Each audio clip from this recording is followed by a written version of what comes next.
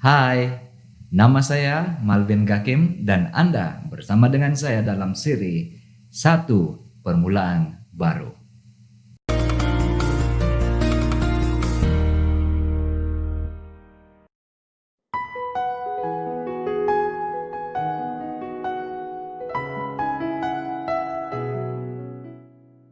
Sekali lagi, nama saya Malvin Gakim dan saya mengalu-alukan Anda di dalam siri yang indah ini, Satu Permulaan Baru. Episode pertama, kisah teragung sepanjang zaman.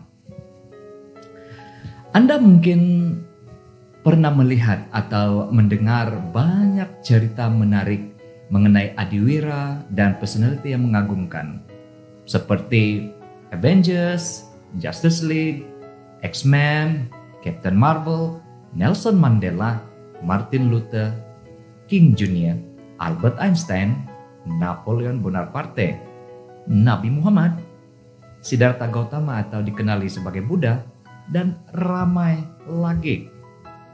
Tetapi hari ini saya ingin mengongsikan dengan Anda salah satu cerita hebat di seluruh alam semesta.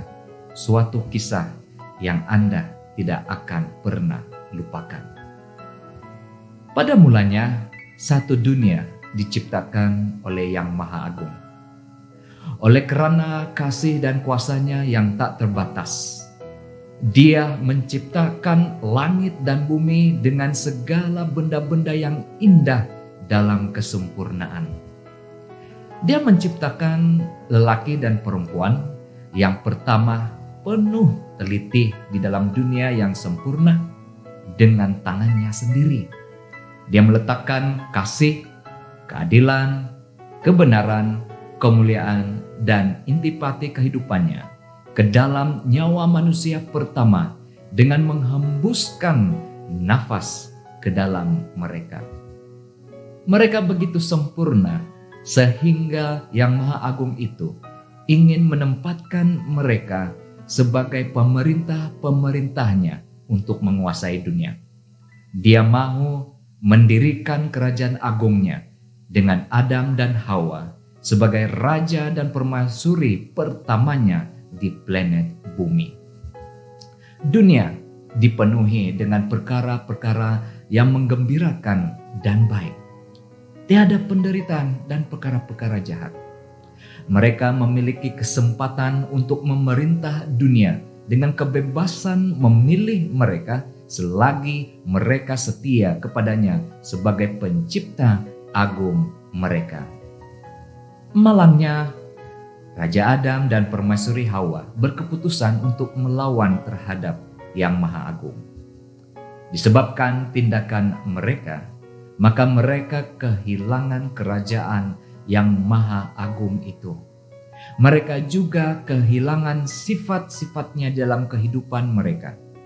Kasih, keadilan, kebenaran, kemuliaan, dan sumber kehidupan. Oh, kasihannya. Mereka terputus hubungan dengan Dia. Disebabkan pilihan dan karma mereka sendiri, mereka jatuh dan menjadi makhluk yang tidak sempurna. Penderitaan dan perkara-perkara buruk terjadi akibat dari hal ini.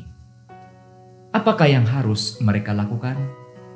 Tidak ada apa yang mereka boleh lakukan kecuali menerima hukuman kematian yang kekal.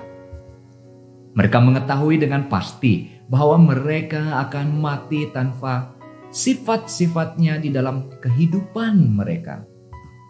Yang Maha Agung itu merasa berbelas kasihan terhadap mereka di atas apa yang telah terjadi. Dia tidak inginkan mereka mendapat hukuman kematian.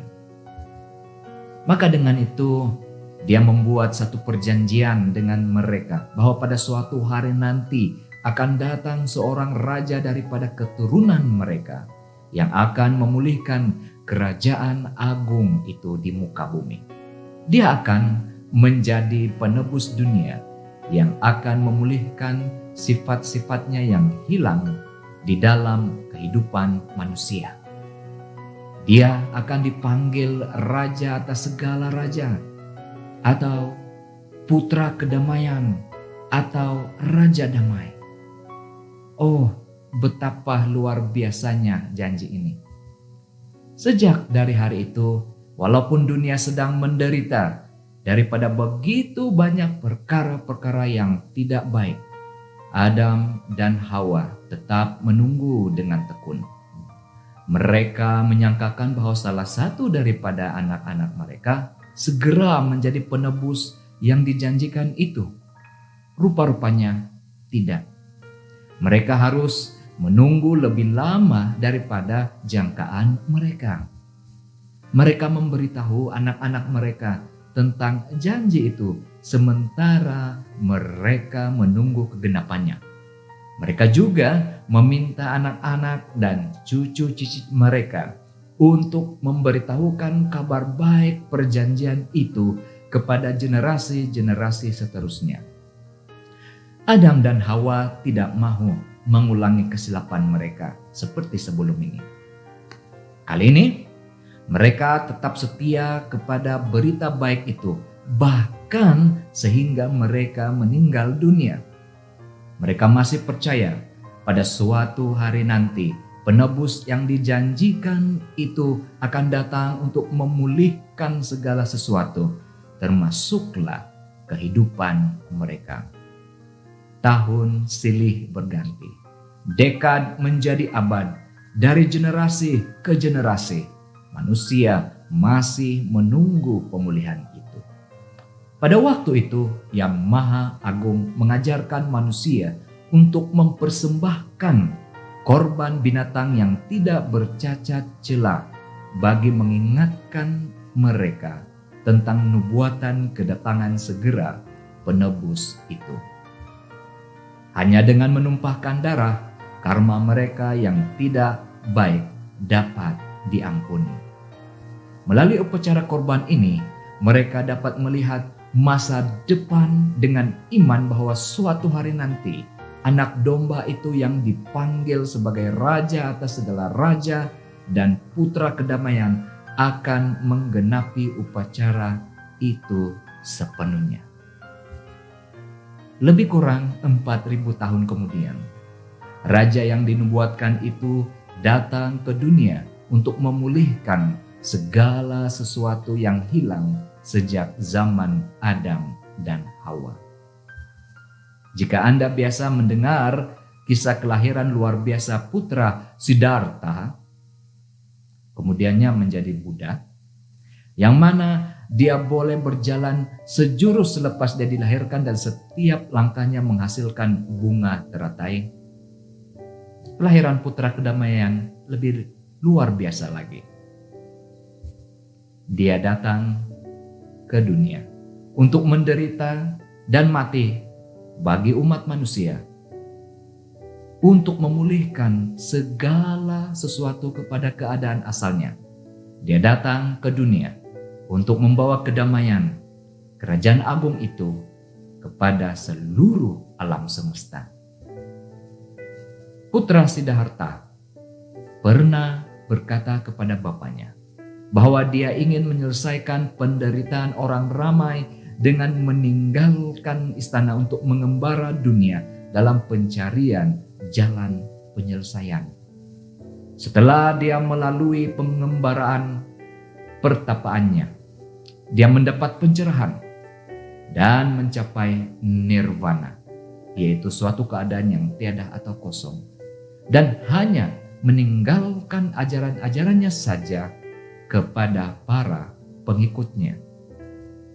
Sebaliknya, putra kedamaian ini yang disebut Immanuel dan raja atas segala raja akan memulihkan kerajaan agungnya dan pastinya menyediakan suatu kehidupan yang kekal, berbahagia dan menggembirakan kepada umat manusia melalui pengorbanannya. Dia harus mati disalib untuk menamatkan penderitaan dunia. Dia harus melakukannya bagi Anda dan saya. Dia lebih hebat daripada Buddha karena dia tidak hanya mengajarkan ajaran-ajarannya saja, tetapi dia mati bagi umatnya untuk memberikan mereka pengharapan agung. Ajaran-ajarannya dimanifestasikan pada contoh dan teladan besar untuk diikuti umatnya. Kisah hebat sepanjang zaman ini adalah benar dan nyata. Ianya bukan satu cerita rekaan semata-mata atau dongeng atau legenda.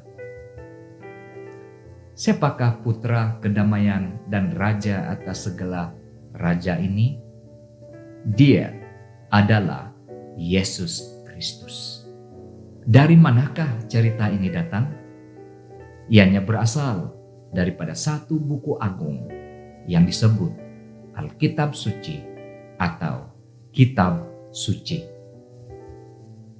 Jika Anda ingin mengetahui dengan lebih lanjut mengenai buku ini, saya ingin mendorong Anda untuk mengikuti saya pada episode yang seterusnya dalam siri Satu Permulaan Baru. Adakah Anda ingin mengetahui dengan lebih banyak lagi tentang Yesus Kristus? Raja itu yang menyelamatkan dunia daripada penderitaan? Saya berharap jawaban Anda ialah iya. Jumpa lagi